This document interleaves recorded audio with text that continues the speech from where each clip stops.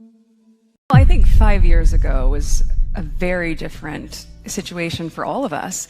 And, Archie was so little, and I had just gotten pregnant with Lily around that same time. So we were nesting and healing. All right, let's slow this down and really sit with it for a second, because this moment didn't just pass quietly, it landed hard. Picture the scene.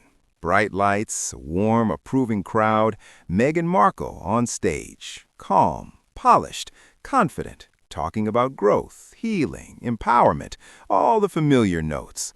The applause is gentle but steady. She's in her element. And then she drops this line, almost casually, like it's a shared memory we're all supposed to nod along to. 5 years ago was a very different situation for all of us.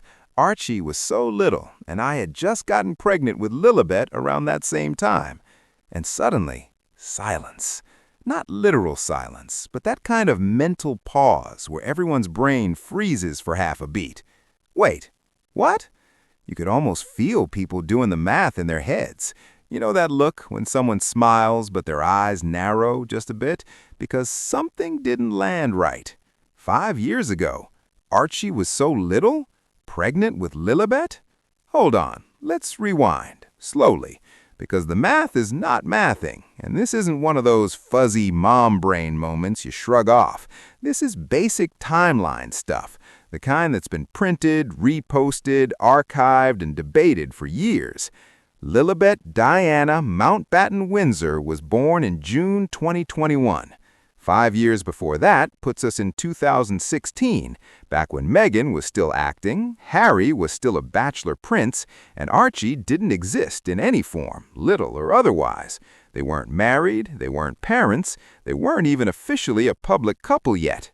So unless we're talking about some extremely exclusive Montecito time loop, something went wrong here. And here's the thing that made it feel extra strange.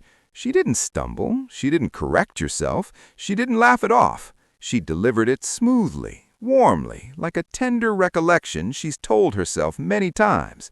That's what made people uneasy, because no mother forgets when she was pregnant, especially not someone whose public identity leans so heavily on motherhood, on telling the story of motherhood, on packaging motherhood as purpose.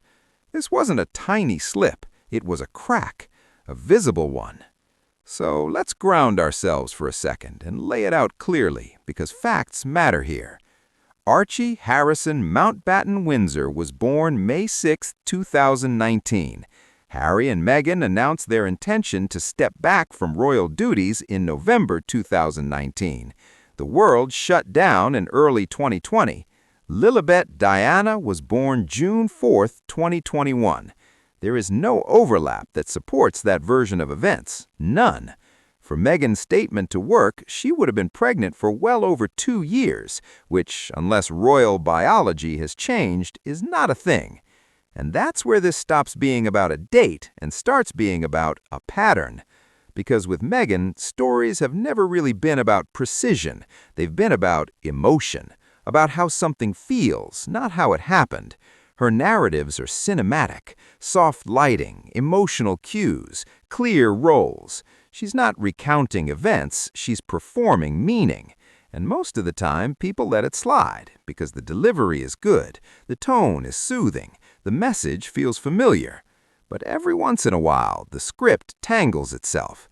And when it does, you see the wires. If you're enjoying this breakdown so far, hit like, maybe subscribe, because this gets even more interesting as we keep going. Now let's talk about the version of motherhood Meghan presents to the world, because that's where this all connects. Lately, she's been leaning hard into the devoted mom image, the woman who does it all, global appearances, activism, brand building, and still somehow never misses bedtime. She recently claimed that before a big New York appearance, she flew from Paris all the way back to California just to spend one night with her kids before heading out again.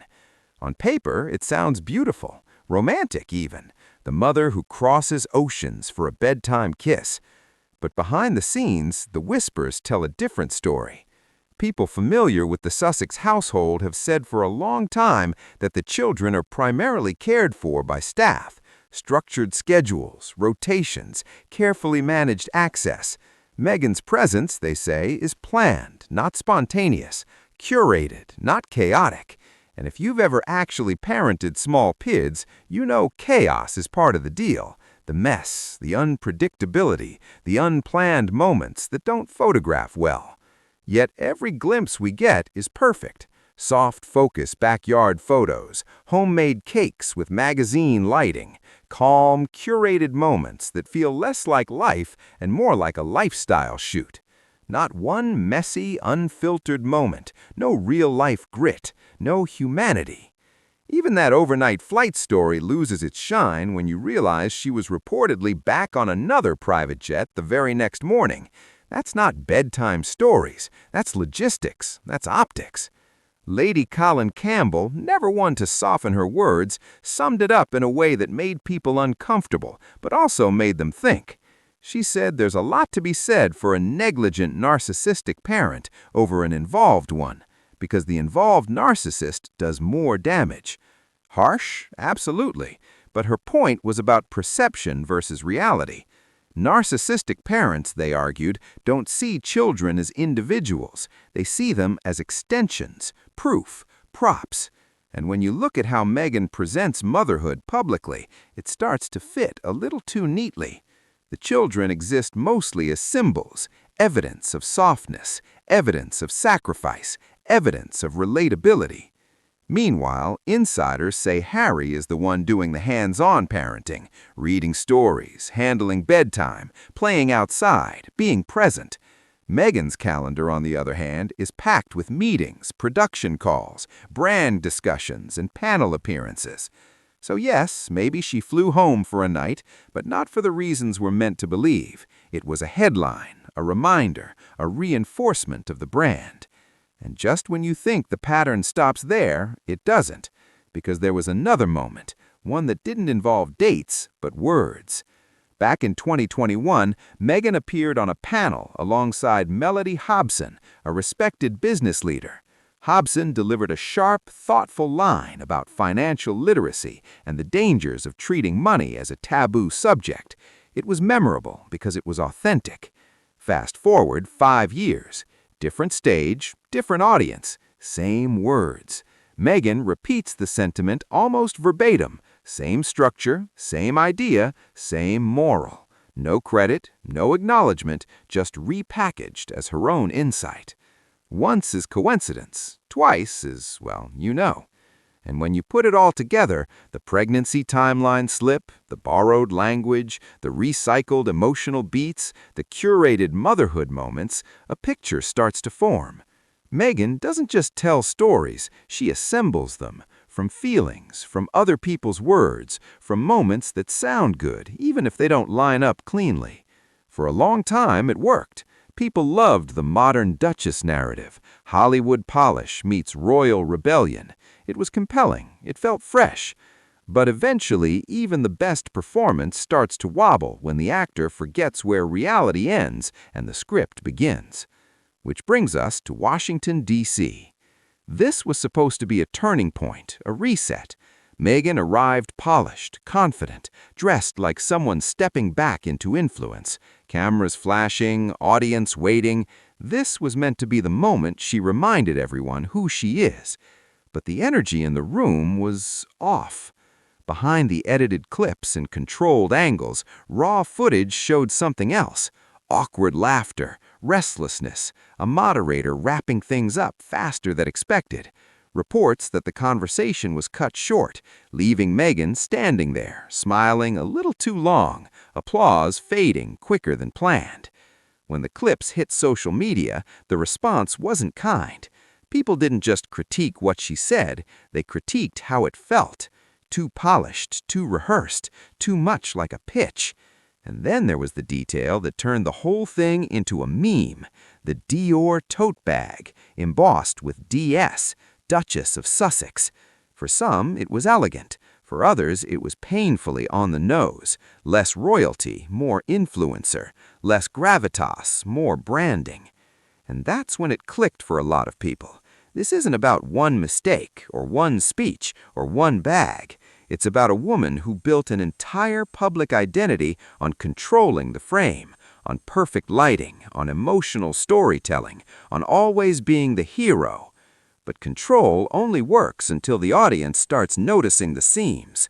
Meghan wanted to be the rebel princess, the feminist icon, the royal who broke the mold. And in chasing that legacy, she turned her life into an ongoing production, always refining, always rewriting, always adjusting the narrative to fit the moment. Here's the irony. When you perform long enough, you forget what's real. So when she stood on that stage and casually rewrote her own pregnancy timeline, it wasn't just a mistake, it was the mask slipping, just for a second. Because stories built on feeling instead of fact can only stretch so far before reality pushes back. And reality doesn't care about good lighting. Somewhere in Montecito, surrounded by security, silence, and carefully managed appearances, the woman who once commanded every lens may be realizing something uncomfortable.